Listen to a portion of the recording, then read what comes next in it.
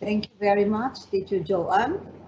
Thank you very much to all the teachers who have worked very hard so that this event online will come into a success. And thank you very much, students.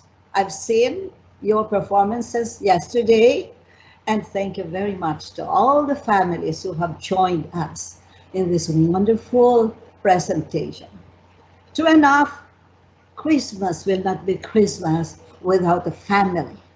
When we say family, especially we are focusing on the Father who created everything and the Mother who gave birth to children so that this world will be full of little angels who would make life beautiful in this world.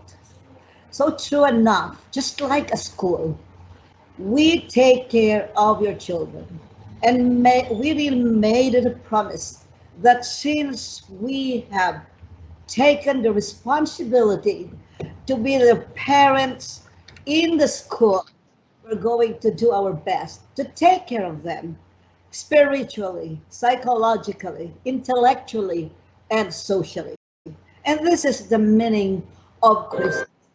Ever will be given to children a Christmas which forever will create in this world a new generation of loving, responsible, and beautiful children. Thank you very much, Lord, for giving us this opportunity. This is special time, and as long as we are alive, we'll keep on doing it.